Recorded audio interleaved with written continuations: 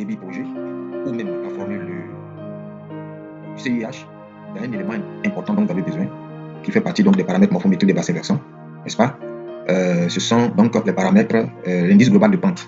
L'indice global de pente qui travaille avec certains éléments, n'est-ce pas? Alors, comment faire pour extraire donc les paramètres hypsométriques afin de créer l'indice global de pente? Je vais vous montrer ça avec QGIS. Alors, nous allons travailler avec ce bassin versant. Nous allons donc activer ce bassin versant. Nous l'avons activé. Et nous avons donc découpé donc, le modèle numérique de terrain de ce bassin versant ici. Nous allons le voir. Et donc, nous avons, le voici ici. OK? Alors, nous allons essayer de... Voilà. Donc, le voici ici. Alors, le bassin versant ici. Nous allons donc extraire les paramètres hypsométriques. Ici, nous allons donc dans la boîte donc à outils. Et nous allons dans Hypsometric Curve. Nous cliquons dessus. Nous avons notre RBV qui est activé. Nous prenons donc la couche donc, de délimitation de ce bassin versant là. Nous cliquons ici pour sélectionner donc la couche, l'unique couche, puisqu'il y a plusieurs autres couches de bassin versant. Nous sélectionnons là. Alors, nous allons prendre les intervalles à 5 et nous allons demander d'utiliser le pourcentage de superficie. Nous faisons Run. Nous cliquons là. Voici donc notre histogramme ici. Voilà nos éléments ici. Alors, nous allons tracer. Vous allez voir tout de suite. Hypsométrique. Nous avons les élévations ici. Nous allons changer l'ordre. Donc, on va faire du plus grand au plus petit. Donc, des côtes. Ok. Petit. Trier. Nous allons donc tracer donc notre tableau ici. Voilà notre courbe ici qui est là.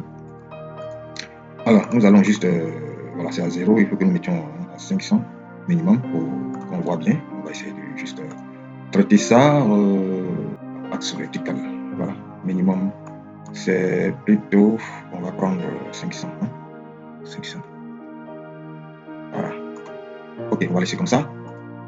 Voilà, ceci étant fait, nous allons donc extraire nos deux paramètres qui vont permettre de calculer l'indice global de pente. Donc, on a H 5%. Et H 25%. Alors nous allons ici, nous cliquons là, on va juste les extraire. On va mettre donc la formule de prévision linéaire. On va prendre prévision linéaire. On prend donc ici, on est à 5. Voilà, on est 5 en fait.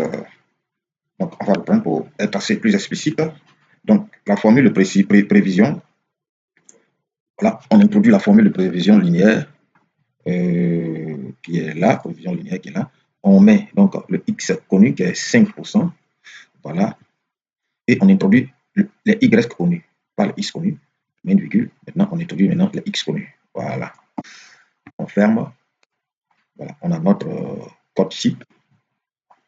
Notre code ici, puisque c'est une fonction continue. Hein. Donc, 5 doit être entre les deux là. Et on a 912. Effectivement, c'est ça.